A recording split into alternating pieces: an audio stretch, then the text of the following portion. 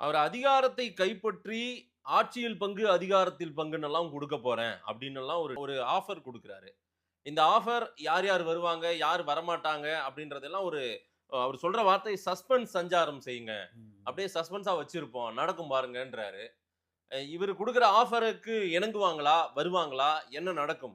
இவர் கடைசியா ஏடிஎம்கே, பாஜக கூட்டணியில் இணைவதை தவிர வேறு வழி இல்ல. இல்ல பிஜேபி தான் இல்ல கொள்கை எதிரின்ட்டாரு சார், அவரு. கருணாநிதியை விட கொள்கை எதிரின்னு பிஜேபி சொன்ன தலைவர் உலகத்திலேயே இல்ல. வாஜ்பாய்க்கு வடதுபுறம், இடதுபுறம் இருந்து ஆர்எஸ்எஸ்ஸை ஆதரித்து அது ஒரு சமூக இயக்கம். அது ஒரு சோசியல் ஜஸ்டிஸ். அதை ஆதரிச்சு திமுக தொண்டன் போய் வேலை செய்து சொன்ன அதே கருணாநிதி தான்.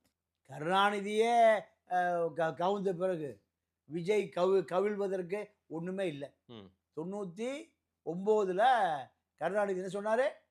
ஆர்எஸ்எஸ் ஒரு சமூக இயக்கம்.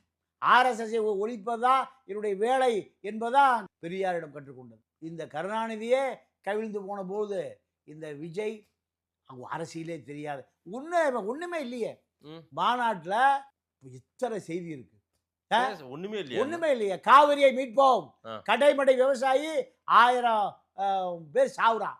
கடைமடை 100 கோடி ரூபாய் தூர்வாருக்கு இல்லாமல் 100 டிஎம்சி தண்ணி அது அது அது தெரியாது. எவ்வளவு எழுதி கொடுக்கலையா சார் அதெல்லாம் இப்ப காவிரியோ, கடைமடையோ, ஆ, முல்லை பெரியாறோ எல்லாத்தையும் அந்தந்த ஊருக்கே போய் பேச போறாரு சார். அடுத்த பயணம் ஆமா. அதான்றாரு. நீங்க அடுத்த வருஷம் கேட்டீங்கன்னா அடுத்த வருஷம் போய் பேசுவாரு.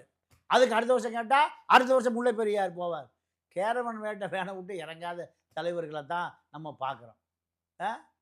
எத்தனை சல்சாப்பு சொன்னாலும் அ. விஜய அரசியல் தலைவனாக ஓட்டு விழுகும்.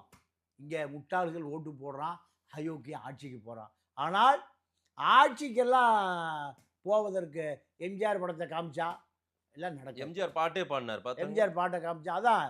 ஏன்னா எம்ஜிஆரை காமிக்காமல் இங்கே அரசியல் பண்ண முடியாது. சரி. அத்தனை சினிமாக்காரனும் ம். ஒரு பெரிய அடையாளம் எம்ஜிஆர் தான். ஆனால் எம்ஜிஆர் தொண்டன் பூராம எம்ஜிஆர் கட்சியில் தான் இருப்பான். எம்ஜிஆர் உருவாக்கின கட்சி ரெட்டை இலை இருக்கு. அந்த ரெட்டை இலையோடு இணைந்து கொள்வதா விஜய்க்கு எதிர்கால அரசியலை தவிர ம். ரெட்டை இலை வாக்கு எம்ஜிஆர் தொண்டன் எங்க வரமாட்டான், ம். விஜய்கிட்ட வரமாட்டான்.